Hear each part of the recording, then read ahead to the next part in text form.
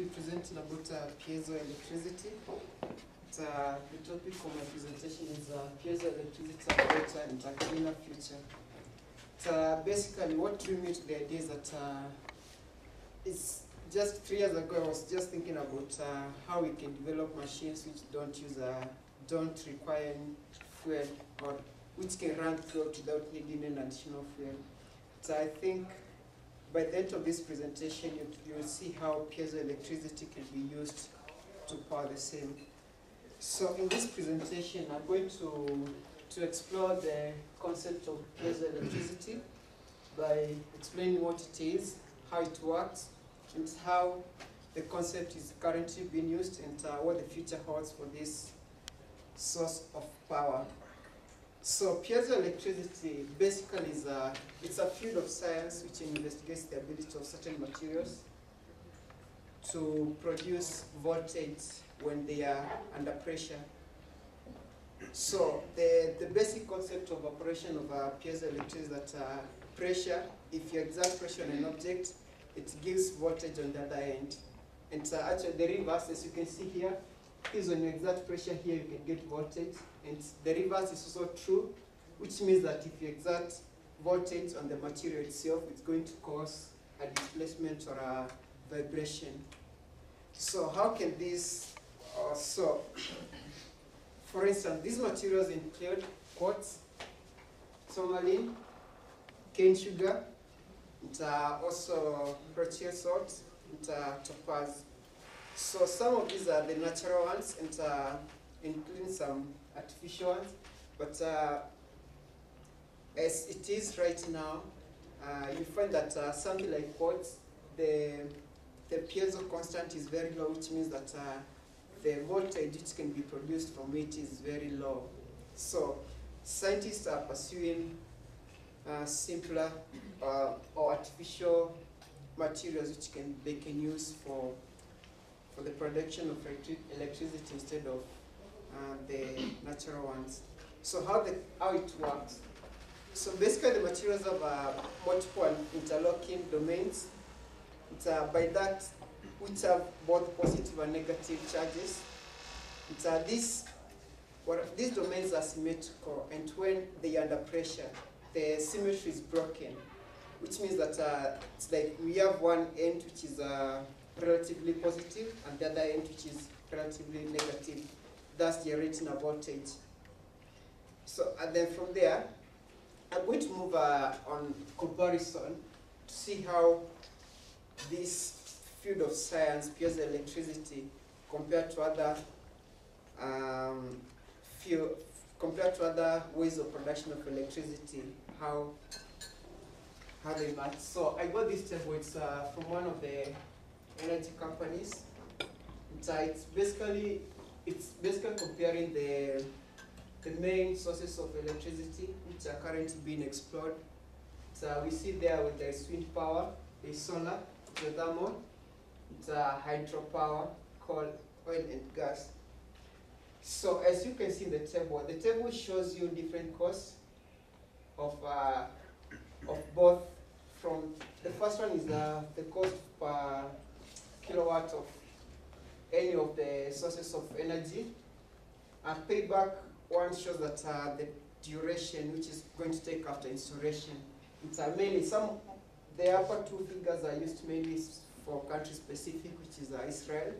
But when we come to the next ones, which is reliability, how clean is the power, mature, whether the technology is mature, and whether it's being developed, and its suitability in the urban areas, and whether it leaves the environment in its natural form. So there are two key points there which I would like to emphasize. The first one is it's the clean part here. You see most of these sources of energy are not very pollutant. For instance, wind and solar. And also piezoelectricity, which is here, it's also very clean. It leaves the environment in it. It doesn't pollute the environment. The other one, which is very, very coming up, is this one here, whether the technology is mature. And to find that actually for piezoelectricity, it's still under development.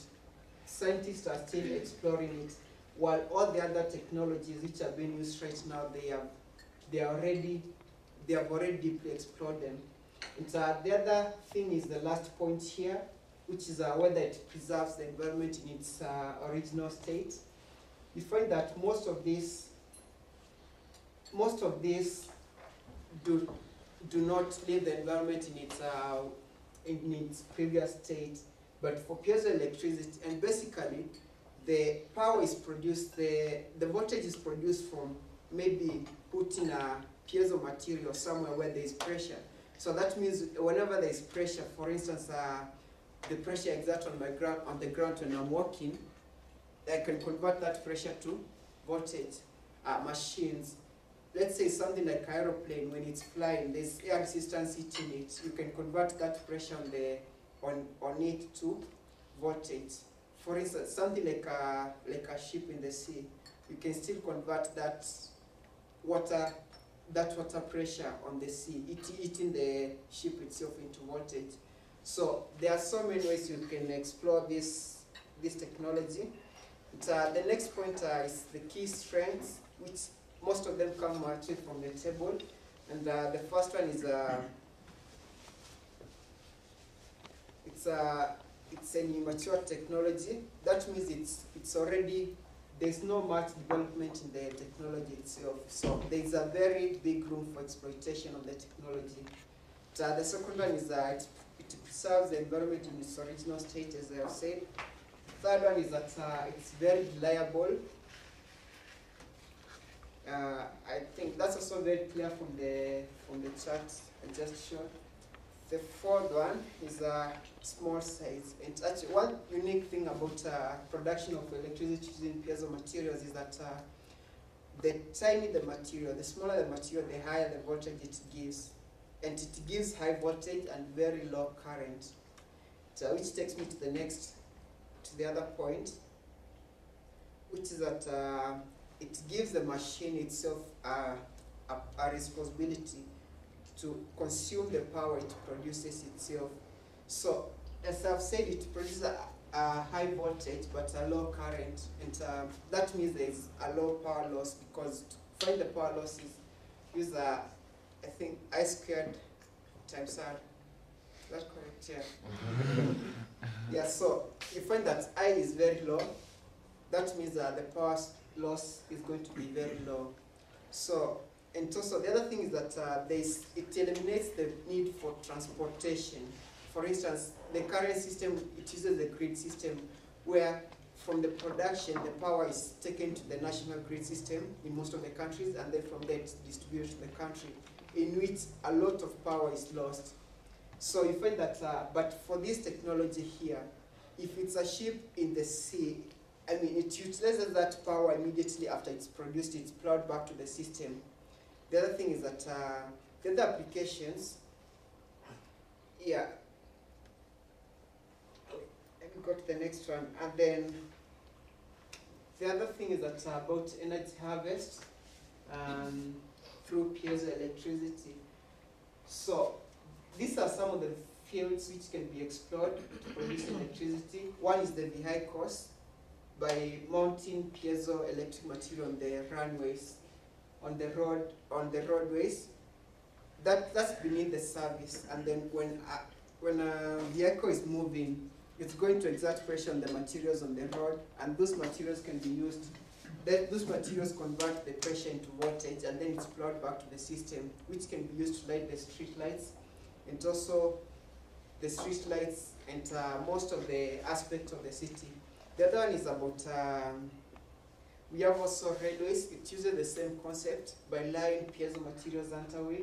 And these are some of the generators which have been constructed to be used in harvest of electricity in each of the places of, for instance, the trains, the roadways, and also the walkways.